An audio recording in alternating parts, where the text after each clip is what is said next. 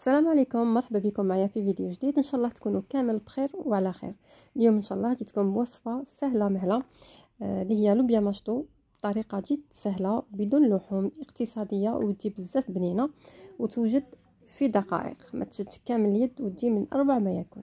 نبداو بسم الله. هنايا في مقله حطيت حبه بصل تكون صغيره، وزدت لها 3 سنينات تاع الثوم اللي راني نربي فيهم. هنايا درت حبه بصل تكون صغيره على حساب الكميه اللي رايحين نحضروها. انا عندي هنايا كيلو تاع لوبيا مشطو. هنايا كملت ربيت هذاك الثوم كامل 3 سنينات، ونخلي البصل مع الثوم يتقلاو مليح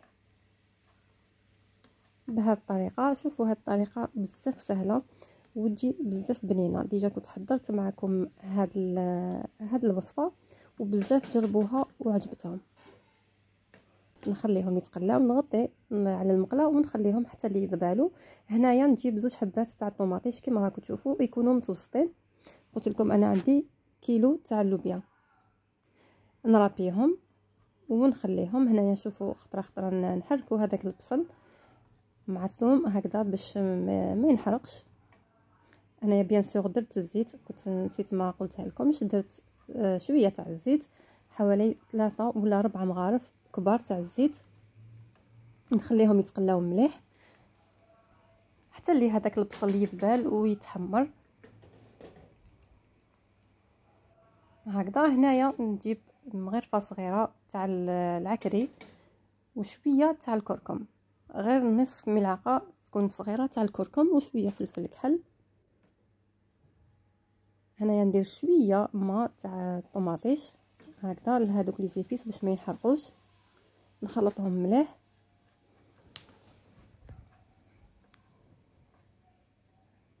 بهذه الطريقه. نزيد نصف ملعقه تكون كبيره تاع طوماطيش مصبره، ونزيد هنايا حوالي ربع كاس تاع الماء هكذا باش ما ينحرقوش، ونخليهم يتقلاو مليح. نحركهم مليح ونخلي الطوماطيش هذيك تتقلى مليح مع لي زيبيس والبصل والثوم. نخليهم يتقلاو، نغطي عليهم، نخليهم واحد 2 دقائق حتى ل3 ونرجع ليهم. كما راكم تشوفوا هنايا بعد ما تقلاو مليح. وهاد الوصفه يعني تحب كميه شويه تاع الزيت. نعرفوا لي لوبيا خضراء تحب شويه الزيت. كما قلت لكم ديروا 4 حتى ل3 حتى ل4 ولا حتى ل5 مغارف كبار تاع الزيت، يعني حوالي ربع كاس تاع الزيت. نخليهم يتقلاو مليح. هنايا ندير طوماطيش هذيك اللي كنت ربيتها، نديرها ونخليها تتقلى مليح. نخلطها مليح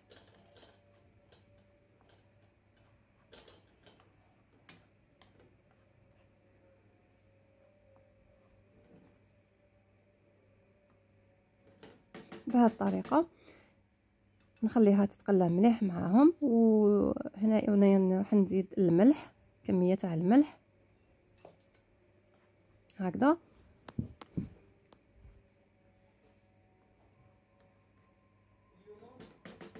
نخلطهم ونخليها تتقلى غير في غرضها على نار تكون متوسطه.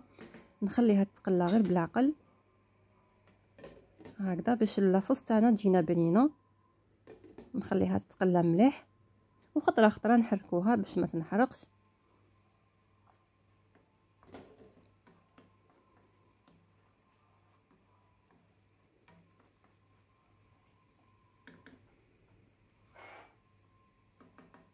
هكذا. هنايا شوفوا بعد ما تتقلى مليح كي نشوفها نشفت نزيد لها هنايا كاس تاع الماء. نزيد لها كاس تاع الماء ونخليها تغلي. نخلي هاد لاصوص تغلي حتى لي طيب. فوالا نخليها طيب في غرضها هكذا. في نفس الوقت هنايا كنت نقيت اللوبيا تاعي، نقيتها ودرتها تفور.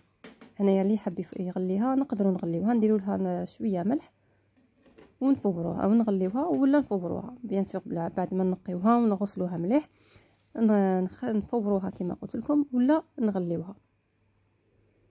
فوالا هنايا شوفوا زدت شويه تاع الزعتره. انا في الاول درت هذوك الاغصان تاع الزعتره ومن بعد شفت اللي ما فيهمش بزاف، زدت لها شويه هكذا ديك الزعتره. شوفوا الطوماطيش تاعي كيفاش طابت، خليتها غلات مليح حتى اللي شربت لي شويه، بصح ما نخليوهاش تشرب كامل. شوفوا كيفاش تكون لاصوص تاعي، تكون خضراء، تكون ثقيله، وتجي يعني الصوص تكون ملبيه، ما تكونش فيها بزاف الماء وما تكونش ناشفه. شوفوا كيفاش جات بزاف هايله.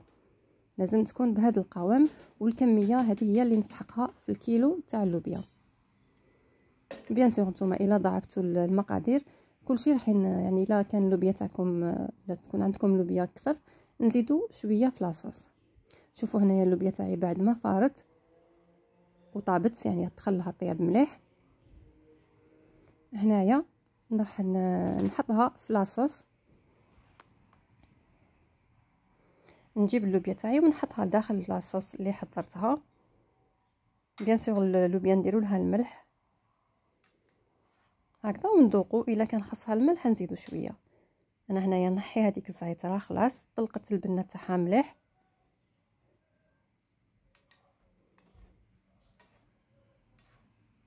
هكذا ونخلطها مليح غير بالعقل باش ما تتحرحرش وما تتكسرش كامل.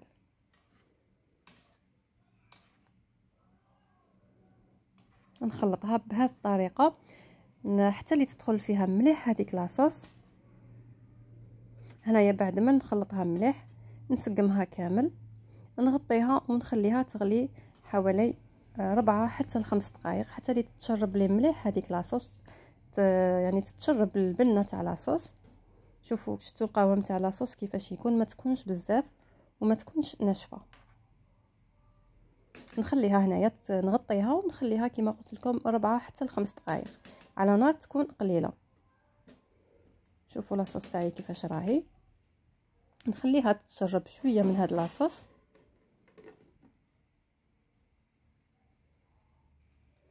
هكذا هنايا شوفوا بعد ما فاتت 5 دقائق على نار تكون قليله، يعني ما تكونش ما نزيدولهاش النار بزاف. شوفوا كيفاش راهي. انا هذا هو القوام اللي راني نحوس عليه، يعني ما تكونش فيها لاصوص بزاف وما تكونش ناشفه. هنا اللوبيا تاعي صاي راهي واجده. هنايا بعد ما توجد راح نقدمها هكذا يعني وهي سخونه. بيان سور هذه الوصفه نقدروا نقدموها مع لي فريت ولا مع لي زيسكالوب دو داند ولا تاع البولي ولا مع يعني حاجه نرافقوها بها. وكما شفتوا يعني وصفه سهله وبالخف توجد، ما تشدش كامل اليد، يعني في وقفه نحضروها وتجي بزاف بنينه. هنايا في الاخير ندير لها شويه تاع زيت الزيتون، هنايا اختياري، بصح هذه الخطوه راح تمد لها بنه بزاف هايله. ونزيد لها رشه تاع المعدنوس اختياري، هنايا اللي حاب يزيد لها يزيد لها. كما نقدروا نقدموها غير كما كانت، يعني تجي بزاف بنينه. المهم ما تكونش فيها بزاف لاصوص وما تكونش ناشفه كامل. وهذه هي الوصفه تاع نهار اليوم، ان شاء الله تكون عجبتكم. الا عجبتكم ما تنساوش تخليوا لي جيم، واللي مازال مشترك يشترك في القناه ويفعل الجرس باش يوصلوا كل جديد. سلام.